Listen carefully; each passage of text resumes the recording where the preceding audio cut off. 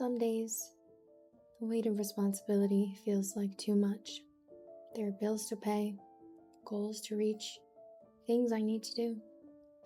But then I look at him, the way his eyes light up when I sit down beside him, the way he holds onto my hand when he's tired. And then I realize this is the part that matters. The work, the stress, endless to-do lists, they'll always be there. But he won't always be this little. He won't always need me the way he does now.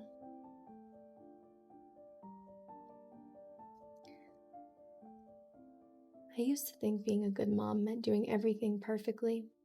Now I know it just means being here, not half here, scrolling through my phone, lost in my thoughts, but really here, watching him, listening, making space for these small and fleeting moments. I used to think motherhood was about teaching my child, but more often than not, he's the one teaching me. So I remind myself, this season won't last forever. The best thing I really can do isn't give him more toys or a perfect life. It's me, present, intentional, and fully here. Train up a child in the way he should go, and when he is old, he will not depart from it.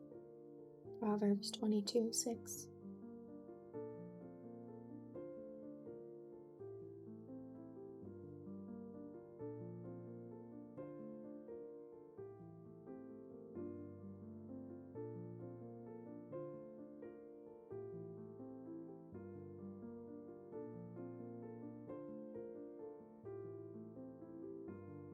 When I see him, not just as my child, but as a soul entrusted to me by Yah, I know that through him I'm learning something deeper about the way that my Father sees me, my Heavenly Father, that is.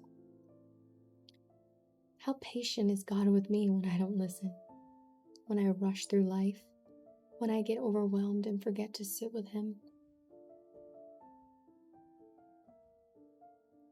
If my son trusts me this much, how much more should I trust Yah? If I, flawed and human, love my child this deeply, and if I can forgive him every time he makes a mistake, if I hold him close when he's difficult, then surely I can believe that Yah does the same for me.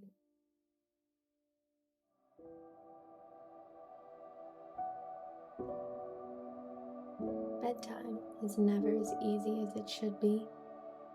When I tell him to put on his pajamas, he suddenly finds a toy he can't live without.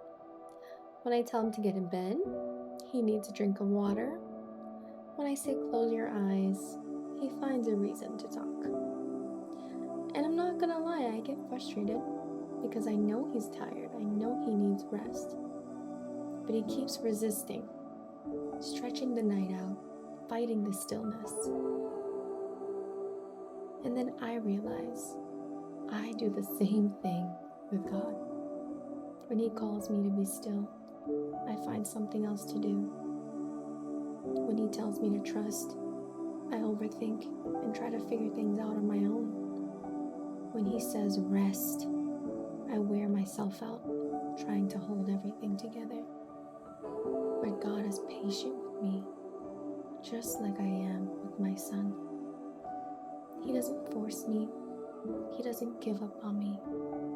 He just stays near, waiting, whispering, reminding me that I don't have to do it all, that I am his child, and that he's already taken care of what I'm trying so hard to control. So tonight, I close my eyes and I thank Yah, not just for another day, but for every small moment that made today worth remembering. And tomorrow, I'll try it again, not for perfection, but for presence, for love, and for him.